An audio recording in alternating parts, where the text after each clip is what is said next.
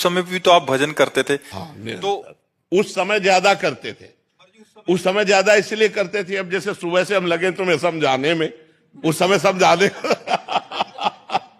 उस समय केवल भजन था, किसी से मिलना जुलना नहीं, किसी से बातचीत नहीं, रात दिन भजन था। अब तो भजन का विभाग भी हो गया कि भाई 2 घंटे एकांतिक होगा, ये होगा वो होगा। उस समय कोई विभाग नहीं था, केवल भजन था। ना भोजन की व्यवस्था है, ना रहने की व्यवस्था है, रात दिन गंगा किनारे भगवान के भजन में लगे। उस समय भगवान ने ऐसा विधान क्यों नहीं किया आपके लिए?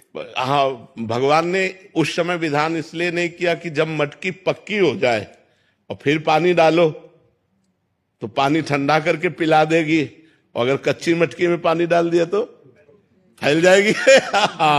उस समय कच्ची मटकी थे, अगर ये सुविधा दे देते तो फैल जाते।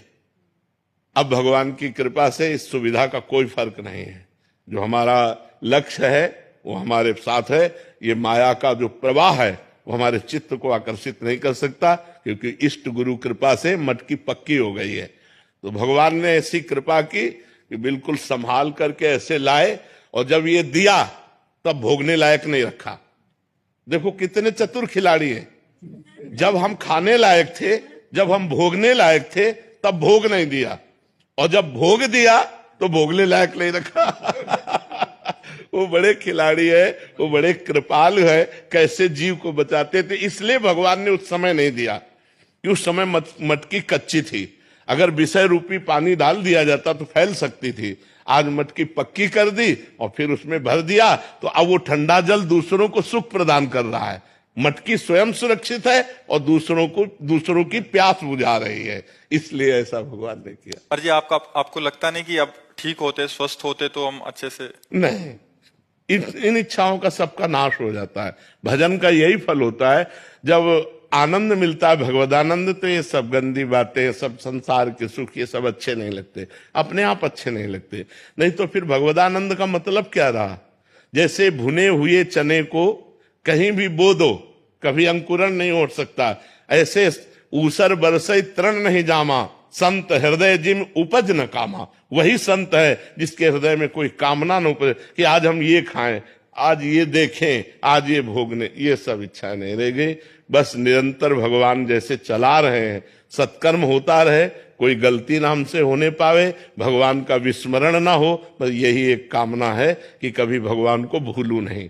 बिसरी हो ना बिसारी हो, यही दान मोहि देव, श्री हरिवंश के लाडिले मोहि अपनी कर लियो। मैं आपको न भूलूं और प्रभु आप मुझे न भूले, मैं आपका दास हूं। इतनी बात है, और कोई इच्छा नहीं रह गई। महाराज जी, जैसे आपने बोला कि कोई गलती ना हो, तो अभी भी थोड़ा भय रहता है? हाँ, भय रहता है, अब भी भय रहता है। ये तो मरने तक रहेगा। एक वैश्या थी, तो एक संत भिक्षा मांग के निकलते थे, तो उसने मनोरंजन में कहा कि बाबा तुम्हारी दाढ़ी पवित्र कि मेरे बकरे की दाढ़ी पवित्र? वो कुछ नहीं बोले। 2 साल बाद जब उस मरण सैया पर लेटे हुए थे, बोले उस वैश्या को बुलाओ। बुलाया, कहा बेटा मेरी दाढ़ी अच्छी। तो बोले बाबा ये बात उस समय क्यों नहीं कही? बोले इसलिए नहीं कही कि कभी कुछ हो सकता है। आज मैं मरने जा रहा हूं, अब कुछ नहीं हो सकता, इसलिए दाढ़ी मेरी पवित्र है।